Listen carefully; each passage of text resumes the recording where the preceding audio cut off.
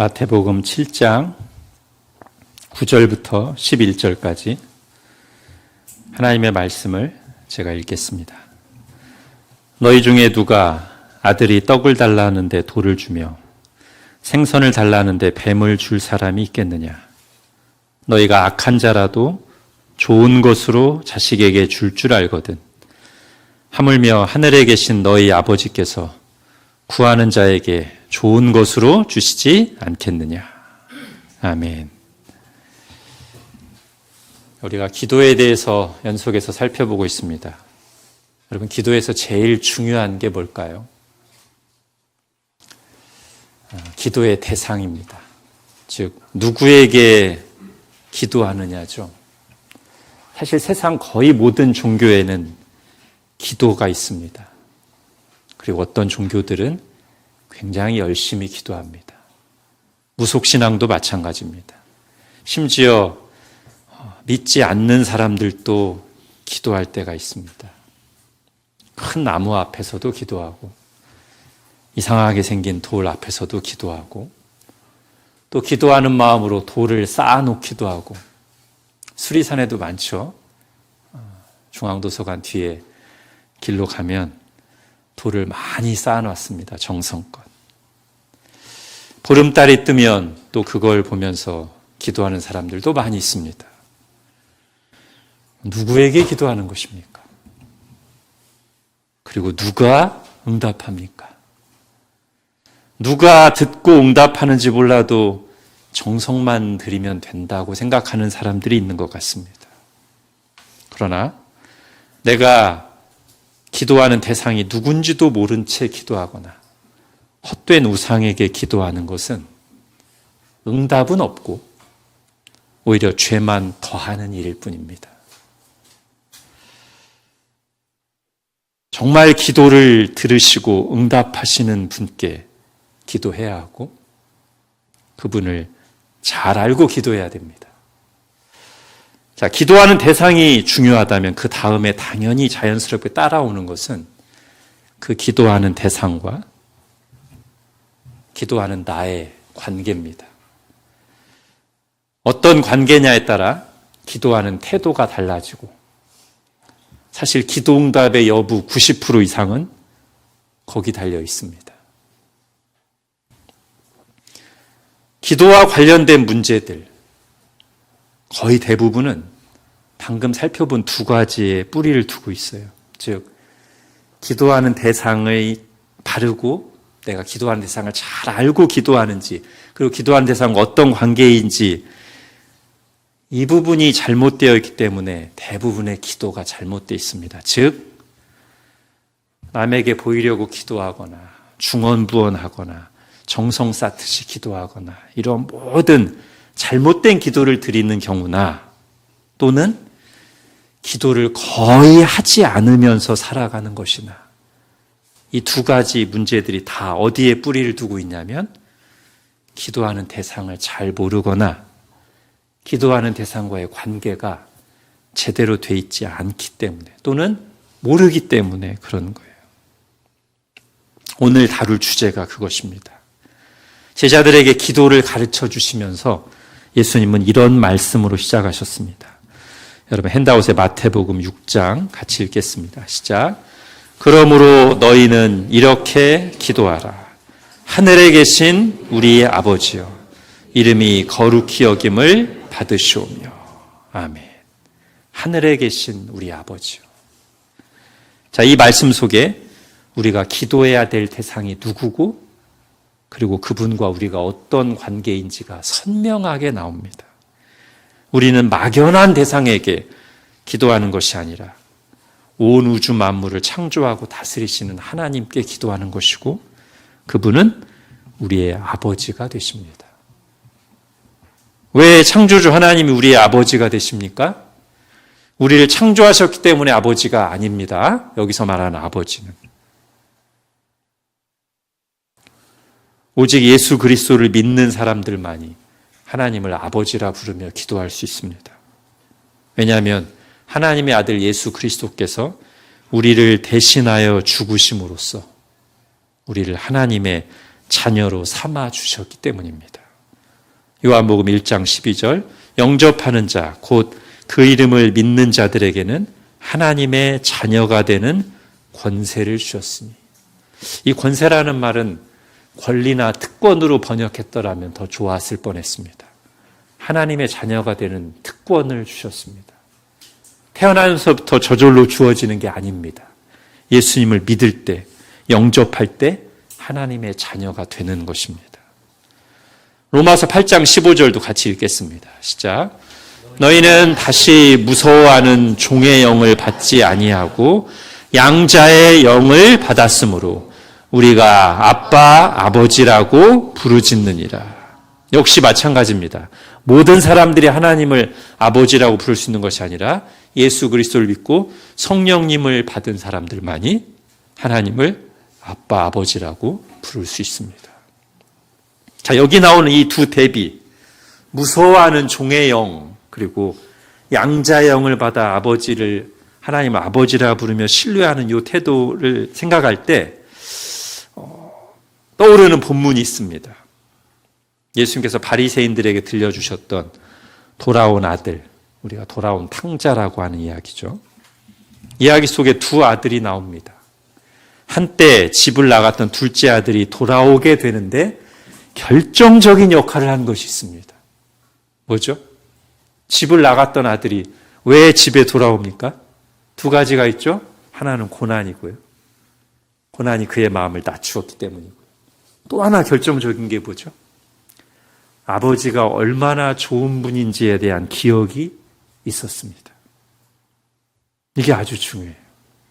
그것 때문에 그는 아버지께 다시 나올 수 있었습니다. 그런데 그 이야기 속의 아버지, 곧 하나님이죠. 아버지는 둘째 아들이 기억하는 것 이상이었습니다. 자, 둘째 아들이 아버지를 좋은 분으로 기억하고 돌아오긴 했지만 아직 아버지를 다 알고 있지는 못했어요. 차마 아버지를 뵐 면목이 없어서 다시 자기를 예전처럼 아들로 맞아주시리라는 기대는 하지 못하고 내가 기억하는 그 좋은 아버지, 그 넉넉하고 풍성하신 아버지가 그냥 나를 집에 받아들여 주기만 하시면 좋겠다고 생각했습니다. 그러나 실제 아버지는 아들이 기억하고 기대하는 것보다 훨씬 더 좋은 분이셨습니다. 아버지는 매일 그를 기다리고 계셨습니다. 그날 아들이 돌아오는 그날에도 집 앞에 나와서 아들을 기다리고 있다가 멀리서부터 아들이 돌아오는 걸 발견하고는 달려가서 그를 안아주시죠. 그리고 너무나 기뻐하면서 아들을 위해 큰 잔치를 베풀었습니다. 이것이 예수님께서 우리에게 가르쳐주고자 하신 하나님 아버지의 모습입니다. 예수님께서 우리에게 기도를 가르치시면서 하나님을 하늘에 계신 우리 아버지여 라고 부르라고 하실 때, 즉 우리가 기도할 때 하나님을 이런 분으로 알고 기도하기를 바라신다고 할 수 있죠. 자, 이야기 속에는 아버지에 대해서 완전히 오해하고 있는 또 다른 아들이 있는데 바로 로마서 8장에 나오는 무서워하는 종의 영을 받은 사람 같은 태도를 가진 아들이 있어요. 첫째 아들이죠. 이 아들은 한 번도 명을 어김이 없이 아버지를 따랐다고 했지만 사실 둘째 아들보다도 아버지에 대해서 잘 모르고 있었습니다. 그가 생각하는 아버지는 명을 어기지 않고 잘 따르면 상을 주시고 그렇지 않으면 가차없이 벌을 내리시는 엄한 분으로만 생각했어요. 아버지가 얼마나 자비하시고 사랑이 충만한 분인가를 알지 못했습니다. 그래서 둘째 아들이 돌아와서 아버지가 그 둘째 아들을 반기면서 잔치를 베푸시는 것을 보자 완전히 마음이 상했어요. 배신당한 느낌이 들었어요. 그리고 그가 이렇게 얘기합니다. 아버지, 내가 여러 해 아버지를 섬겨 명을 어김이 없거늘 내게는 염소 새끼라도 주어 나와 내 벗으로 즐기게 하신 일이 없더니. 집 나간 아들이 돌아오며 그를 위해 살찐 송아지를 잡으셨네요. 뭐 하시는 겁니까 지금? 예수님이 이 이야기를 하신 이유는, 배경은 죄인들이, 세리와 창기들이 예수님을 믿고 하나님의 품으로 돌아올 때 그거를 못마땅하게 여기는 바리새인들을 깨우치시기 위함이었습니다. 즉, 바리새인들이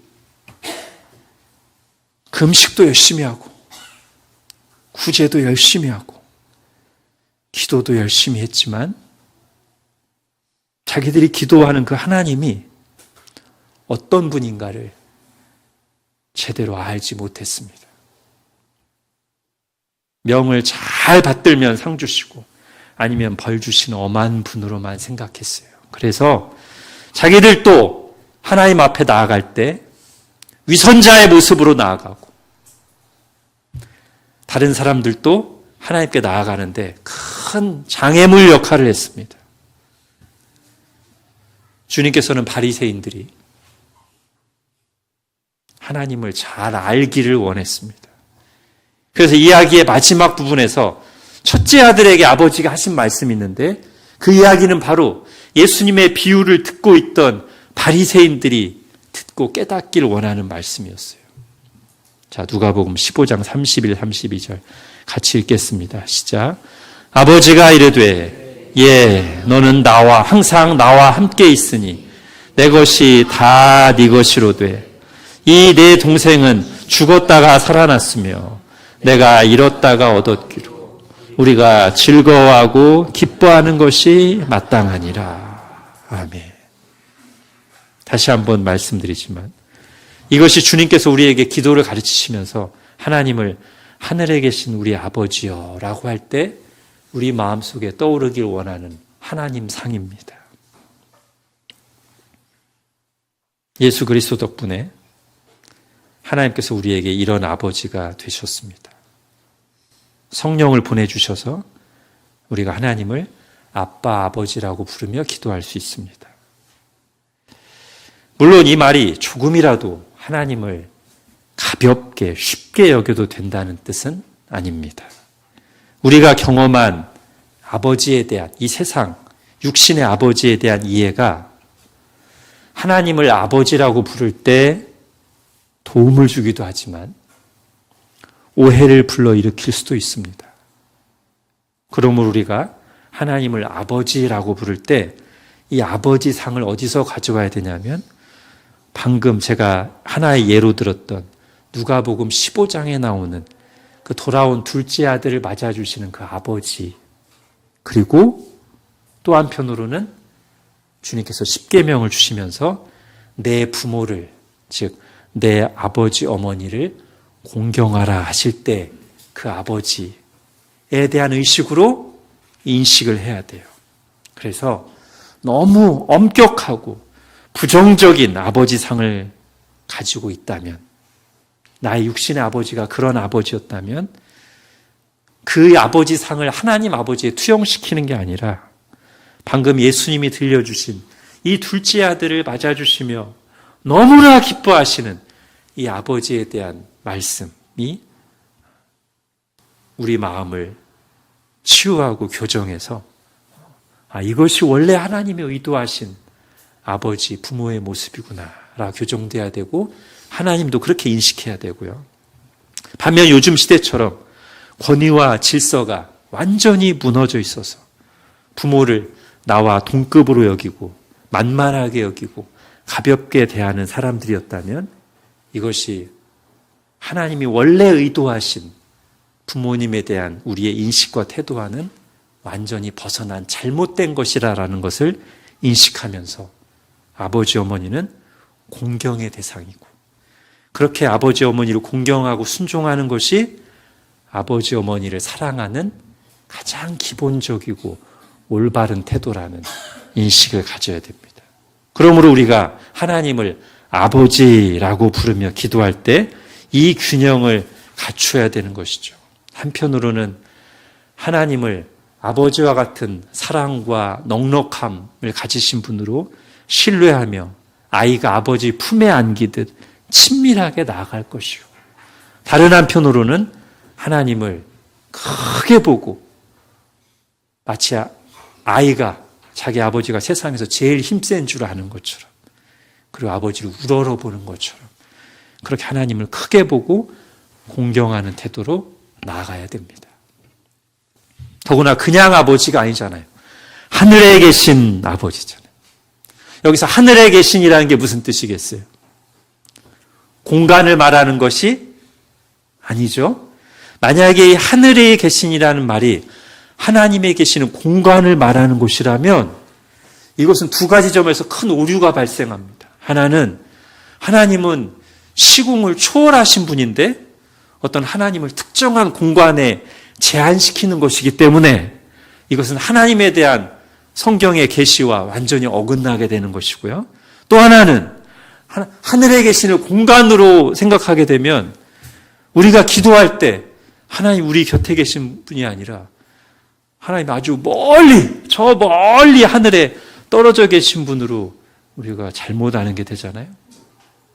아니죠. 우리 하나님은 시공을 초월해 계신 분입니다. 어디나 계신, 편지하시는, 무소부지하시는 분이십니다. 그래서 우리가 어디서 기도하든지 들으시고, 우리가 소리내서 하는 기도도 들으시고 마음으로 하는 기도도 들으십니다. 그래서 주님께서 기도에 대해서 가르치실 때 이런 말씀도 하셨죠. 너는 기도할 때 골방에 들어가 문을 닫고 은밀한 중에 계신, 하늘에 계신, 은밀한 중에 계신 내 아버지께 기도하라. 은밀한 중에 보시는 내 아버지께서 갚으시리라. 여러분, 실제로 이런 예가 성경에 많이 나오는데요. 바울과 실라가 빌립보에서 전도하다가 잡혀서 매를 두들겨 맞고 로마의 감옥에 갇혔습니다. 어떤 곳이에요? 골방으로 차단된 지하 감옥이에요.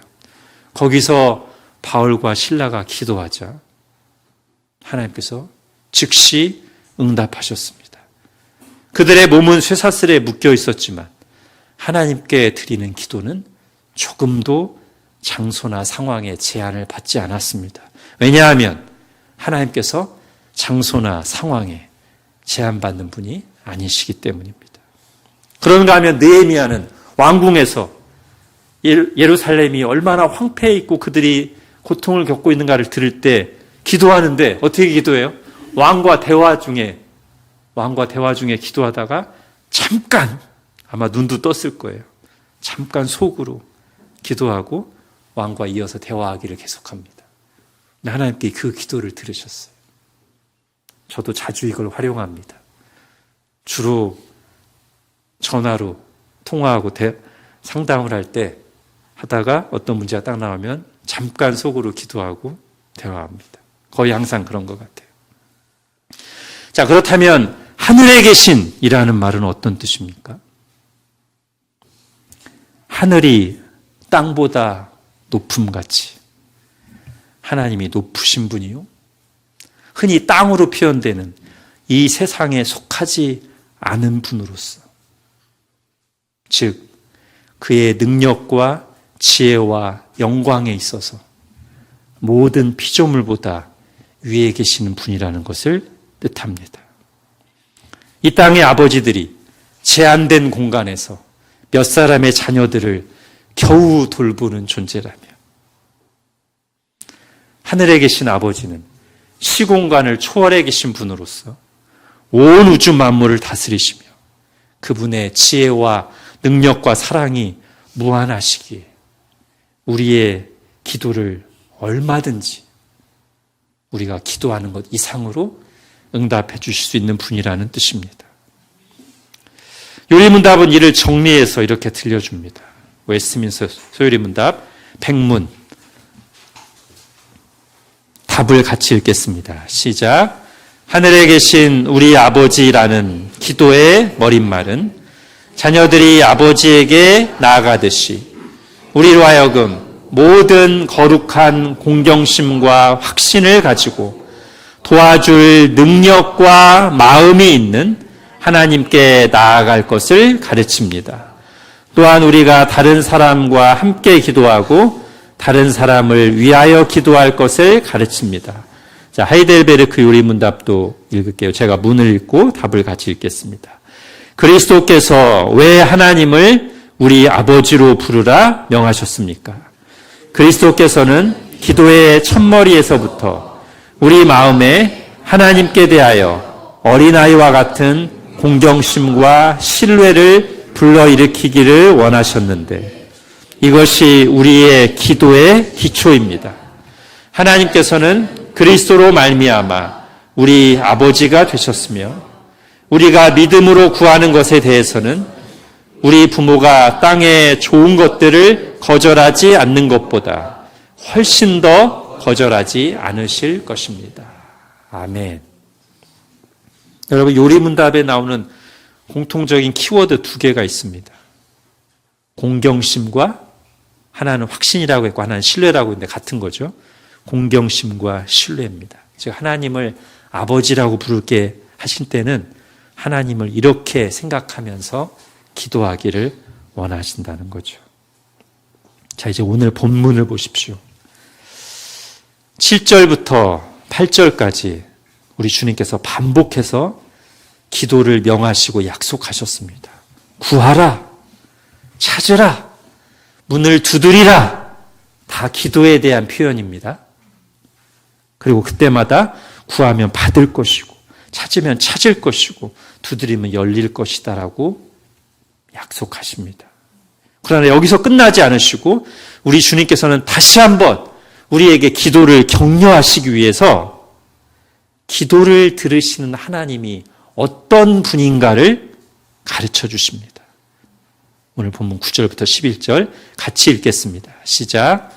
너희 중에 누가 아들이 떡을 달라 하는데 돌을 주며 생선을 달라 하는데 뱀을 줄 사람이 있겠느냐. 너희가 악한 자라도 좋은 것으로 자식에게 줄 줄 알거든. 하물며 하늘에 계신 너희 아버지께서 구하는 자에게 좋은 것으로 주시지 않겠느냐. 아멘. 지금 예수님은 하늘에 계신 하나님 아버지와 이 땅에서 우리를 돌보시는 육신의 아버지를 비교해서 말씀하시는데 이 비교의 강조점이 어디 있나 보십시오. 능력이 아닙니다. 물론 능력도 비교가 확실히 되죠.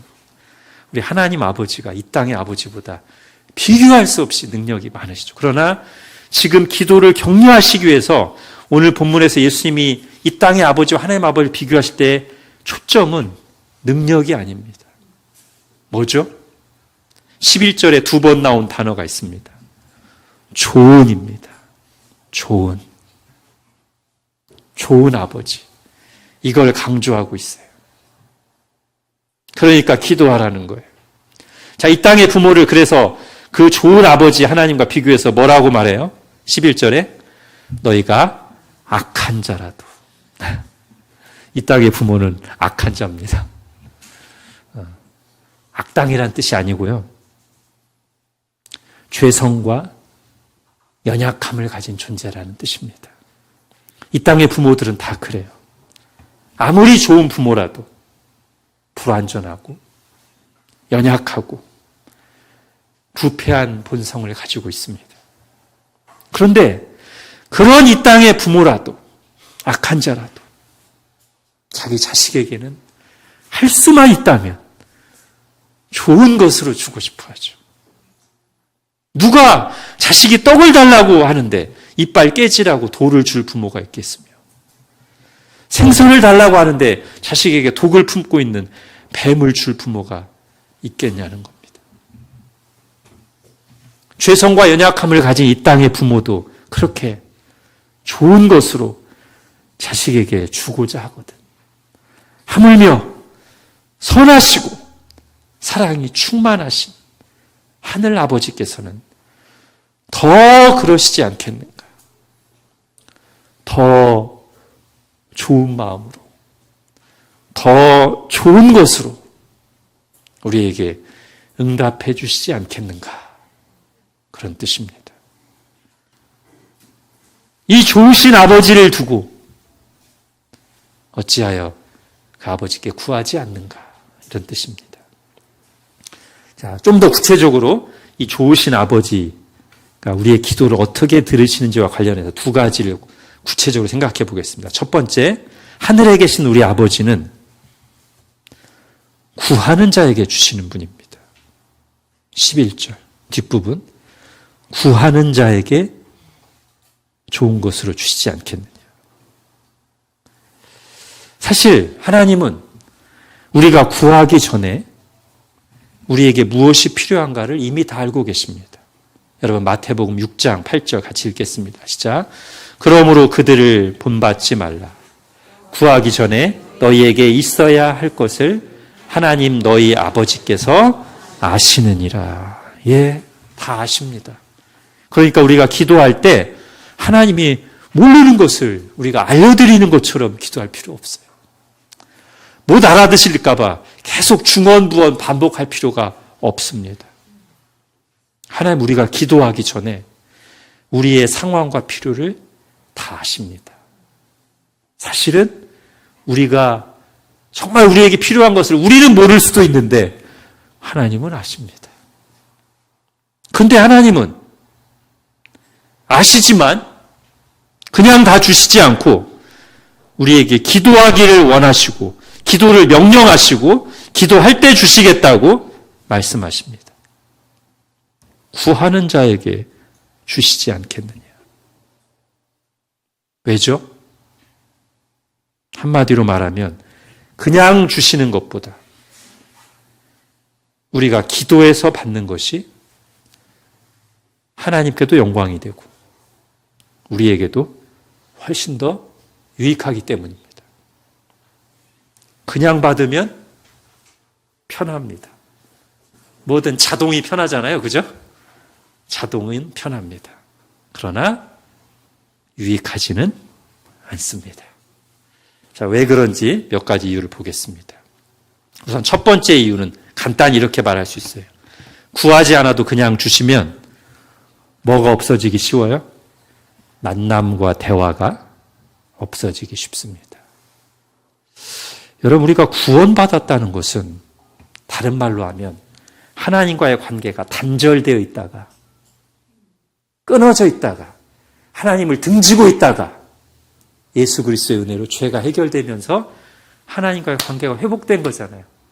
아까 앞에서 말씀드린 둘째 아들처럼 하나님께 돌아온 거잖아요. 그래서 우리가 하나님을 믿는다는 것은 다른 말로 하면 하나님을 사랑하는 것이라고도 말할 수 있는데, 그래서 우리가 하나님께 무관심한 채 하나님께 아무 관심이 없어요. 근데 나 지옥 안 가? 천국 가? 갈 것을 믿어요. 라고 생각하는 사람은 자기 신앙을 잘 점검해 봐야 됩니다. 정말로 믿는 것인지. 하나님께 전혀 무관심한 신앙은 그 자체로 모순입니다. 구원이 뭐라고요? 하나님을 등지고 있다가 유턴해서 하나님 품에 돌아온 거예요. 자, 그래서 기도는 우리를 그 하나님과의 사랑의 대화로 인격적인 교제로 부르시는 거예요. 예수 그리스도를 통해 누리게 된 그 놀라운 특권, 즉 하나님을 아버지라 부르며 친밀하게 교제할 수 있는 특권을 우리가 실제로 자주 계속 누리도록 기도의 자리로 부르시는 겁니다. 그냥 주실 수 있지만 기도해야 주심으로써 계속해서 하나님께 나오게 하시고 하나님께 대화하게 하시는 거예요. 이것이 기도함으로 해야 주시는 유익 첫 번째입니다. 두 번째는요, 아마 다음과 같은 질문에 우리가 솔직하게 대면한다면 절로 답이 나올 것입니다. 기도 안 해도 하나님이 다 알아서 주시는 경우와 한동안 간절히 기도해서 받은 경우, 우리는 언제 더 하나님이 주셨다는 것을 확신하게 되며 언제 더 하나님께 감사하게 되며 언제 더 우리의 믿음이 성장할까요? 당연히 후자입니다. 여러분, 칼빈이 기도에 대해서 그렇게 얘기했죠. 기도하게 하시는 이유. 첫째, 모든 좋은 것이 오직 하나님으로부터 온다는 것을 알게 하기 위함이요. 둘째로 우리로 하여금 하나님만을 의지하여 살게 하기 위함이다. 하나님으로부터 온다는 것을 알게 하기 위해서 기도하게 하셨다는 거예요. 다른 말로 하면 기도하지 않고 받으면 말로는 가끔 형식적으로 말할 수 있죠. 다 하나님의 은혜예요. 말할 수 있지만 하나님이 주셨다는 생각을 잘 안 한다는 거예요. 당연하게 알거나 우연으로 알거나 자기 힘으로 얻은 줄 알아요. 그러나 기도해서 받으면 하나님이 주신 줄 더 확실히 알고 감사하며 영광을 돌리게 됩니다. 아니 어쩌면 인생이 걸린 어떤 절박한 문제를 놓고 하나님께 간절히 구하고 씨름하는 과정에서부터, 즉 응답 있기 전부터 이미 우리의 영혼은 유익을 얻기 시작한다고 말할 수 있습니다. 그동안 막연하고 피상적으로 알았던 하나님, 막연하게만 생각했던 하나님의 명령과 약속에 대해서 우리가 어떤 구체적인 문제를 놓고 간절히 기도하고 씨름할 때 우리 속에 끊어져 있던 믿음의 신경들이 자리를 잡고 내가 하나님을 믿는다는 것이 무엇인지 그런 것들이 감각되고 회복되기 시작합니다. 그리고 그런 상태에서 하나님의 응답을 딱 받을 때 우리는 진정으로 하나님께 감사할 수 있게 됩니다. 여러분 생각해 보세요. 시간이 지날수록 모든 일에 하나님을 의지하는 사람, 범사에 감사하는 사람으로 기도해서 응답받으며 살았던 사람과 하나님 의지하지 않아도 다 때되면 된다고 생각하거나 자기 힘으로 사는 것처럼 생각하며 살았던 사람이 시간이 지날수록 얼마나 큰 차이를 가져오겠어요. 자, 세 번째, 기도는 우리의 얼굴과 마음이 자주 하나님을 향하게 함으로써 우리를 영적으로 깨어있게 해줍니다. 하나님과 기도로 항상 교제한다는 것은 그 사람이 영적으로 깨어있다는 것을 보여주는 증거이기도 하고 영적으로 깨어있게 해주는 비결이기도 합니다. 겟세마네 동산에서 주님이 하신 말씀을 기억해 보십시오. 시험에 들지 않게 깨어 기도하라. 마음은 원이로되 육신이 약하도다. 마음은 원이로되, 마음에서는 이러고 싶은데, 이래야 되는데, 그렇게 마음에 바른 소원이 있어도 내 몸은, 내 결단은 다른 곳으로 가고 시험과 영적 침체에 빠지기 쉽다는 거예요. 그러니까 뭐 하라? 깨어 기도하라. 예수님은 우리가 영적으로 깨어있도록 기도하라고 하시고 친히 기도의 모범을 보여주셨습니다. 자, 마지막으로 네 번째, 기도하게 하시는 이유, 하나님의 일에 동참시키기 위해서입니다. 자, 수요 기도회 때도 이 내용을 전했는데요. 기도는 크게 이 두 가지입니다. 하나는 내 문제를 하나님께 들고 나가는 것이고요. 하나는 하나님의 일을 내게로 가져오는 것입니다. 네, 기도예요. 내 문제를, 그죠? 내가 만난 어려움, 고난, 해결해야 될 것들, 필요한 것들을 가지고 하나님, 나 혼자 끙끙거리지 않고 하나님께 나가는 순간 내 문제는 내 아버지의 문제가 됩니다. 그렇죠? 우리 아이들이 뭐 힘들어하고 가만히 있으면 우리가 모르지만 우리 아이가 앞에 와서 아빠 이거 이렇게 됐어요 라고 말하는 순간 그것은 더 이상 아이만의 문제가 아니라 그 얘기를 들은 아버지의 문제가 되잖아요. 우리가 기도한다는 건 그런 것입니다. 내 문제를 하나님 아버지의 문제로 딱 올려드리는 거예요. 또 한편으로는 우리가 성숙할수록 뭐를 붙잡고 기도하냐면 말씀 붙잡고 기도하죠. 말씀에는 하나님이 이루시고자 하는 일들, 하나님의 계획이 담겨 있습니다. 우리는 그 말씀을 붙잡고 하나님, 이 말씀대로 행하여 주십시오. 나에게, 우리 가정에, 우리 교회에, 이 시대에 이 말씀을 이루어 주십시오라고 기도하잖아요. 그럼 그것은 아까와 거꾸로 방향으로, 아까는 내 문제를 하나님의 문제로 가져드렸다면 이제는 하나님의 문제를, 하나님의 일을 내 문제로 가져오는 거예요. 그게 기도예요. 하나님은 기도를 통해서 우리를 하나님의 일에 동참시키길 원하십니다. 우리의 도움이 필요해서가 아닙니다. 종종 말씀드리지만 하나님 혼자 일하시는 게 제일 편합니다.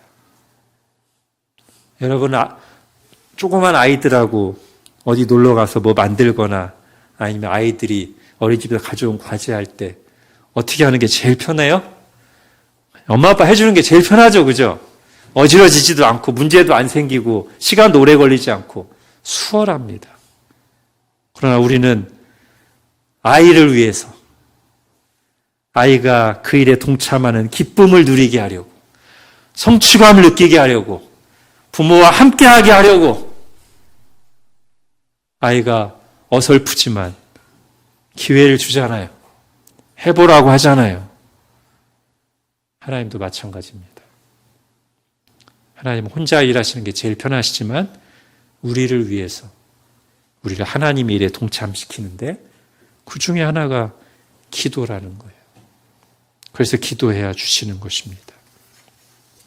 그러니까 우리가 기도 응답을 받았다는 것은 그것이 내 문제를 하나님께 올려드린 것이든 하나님의 말씀에 기록된 것을 내가 가져와서 기도한 것이든 간에 기도에서 응답받았다는 것은 하나님이 일하셨다는 뜻이고요. 나는 기도를 통해서 하나님의 일에, 하나님이 계획하신 역사에 동참했다는 것입니다. 그 과정에서 우리는 하나님을 경험하고 하나님의 기쁨에도 동참하고 우리의 영적인 안목이 넓어지고 자랍니다. 그러니 혹 누군가가 우리가 기도하지 않아도 하나님은 다 하신다네 하면서 기도하지 않는다면 그것은 우리에게 기도를 명하시고 약속하신 하나님의 뜻을 몰라도 한참 몰라서 이상한 방향으로 가는 것입니다. 하나님은 다 아시지만 우리가 기도하기를 원하시고 하늘에 계신 우리 아버지께서는 구하는 자에게 주십니다. 자, 두 번째는 간단히, 자, 하나님께서 구하는 자에게 주시되 어떻게 주신다? 좋은 것으로 주신다. 다른 말로 하면 구하는 대로 주시는 게 아니라 정말로 우리에게 유익한 것으로 주신다. 하나님께도 영광이 되고 우리에게도 유익한 것으로 주신다. 우리는 눈앞에 보이는 것만 볼 수 있고 당장 내일 일을 알지 못하는 한계에 갇혀 있으며 게다가 자기 중심적으로 판단하기 쉽기 때문에 당장의 감정대로 구하거나 내 영혼에 유익하지 않은 것을 간절히 구하기도 합니다. 그러나 하늘에 계신 우리 아버지께서는 좋은 부모가 아이에게 응답하듯 아이가 칼을 달라 하면 칼 대신에 안전한 것으로 주시고 독을 달라 하면 독이 위험하다는 것을 가르쳐 주시는 방식으로 응답하십니다. 당장에 좋은 것만 구하는 우리에게 나중에 시간이 지났을 때에도 훨씬 더 좋은 것으로 응답해 주시고 설익은 열매를 조급하게 구하는 우리에게 우리의 원망을 다 받아내시면서도 잘 익었을 때 주시며 세상에서 잘 나가기만 원하는 우리에게 하나님께 가까이 나오게 만드는 은혜를 주시고 높아지고자 하는 우리에게 섬기는 것이 큰 자라고 깨우쳐 주시고 복수를 원하는 우리에게 하나님의 용서하시는 사랑을 알게 해 주십니다. 그렇게 우리가 구할 때 좋은 것으로 주십니다. 하나님께 영광이 되고 우리 영혼에 좋은 것으로 응답해 주십니다. 그러니 결론은 뭡니까? 구하라. 기도하라. 구하는 자녀들에게 좋은 것으로 주시는 너희 하늘 아버지께 구하라는 것입니다. 이제 마무리하겠습니다. 오늘 설교 앞부분에서 기도에서 가장 중요한 것이 무엇인가를 질문하고 시작했죠. 기도의 대상. 기도의 대상과의 우리의 관계가 중요하다고 했고 그것을 담고 있는 말이 오늘 설교 제목인 하늘에 계신 우리 아버지입니다. 여기서 이어서 하나를 더 생각해 보겠습니다. 우리의 기도해야 하는 대상이 막연해서는 안 되죠. 구체적이어야 되죠. 하늘에 계신 우리 아버지. 역방향으로 하나님께서 기도하라고 명령하고 약속하시는 대상 또 막연하지 않습니다. 막연하게 기도해! 이러는 게 아니고 말하자면 한 사람 한 사람에게 기도해. 기도해. 내가 너의 아버지야. 너한테 말하는 거야 지금. 너 기도해. 우리가 그렇게 말씀을 받아야 됩니다. 다른 사람에게 하시는 말씀이 아니고 지금 나에게 하시는 말씀입니다. 여러분, 우리 하나님은 뭘 중요하게 보실까요? 우리의 기도 생활이 하나님의 책에 기록된다면 어떤 것이 기록될까요? 우리가 기도에 관해 어떤 책을 읽었는지, 그 책을 읽으면서 어떤 부분에서 고개를 끄덕이며 밑줄을 쳤었는지가 아닙니다. 하나님은 그런 것을 하나님의 책에 기록하지 않으실 겁니다. 정말로 기도에 대한 주님의 말씀을 믿었는지, 이 기도에 대한 명령과 약속을 막연하게가 아니라 나에게 하시는 내 아버지의 음성으로 듣고 받았는지를 기록할 것입니다. 자, 이병근은 마태복음 7장 9절부터 12절까지 기도에 대한 명령과 약속을 이병근 자기에게 주시는 나의 하나님의 말씀으로 받았어. 그 다음에 뭘 기록하실까요? 실제로 기도했던 시간과 행위들을 기록하실 것입니다. 그 기도 속에서 하나님 아버지와 인격적으로 대화하고 씨름하고 탄식하고 눈물 짓고 감사하고 찬송했었던 일들을 하나님은 소중하게 여기시며 기록하실 것입니다. 기도하겠습니다. 하나님, 우리에게 이토록 좋은 아버지가 되어주심을 감사합니다.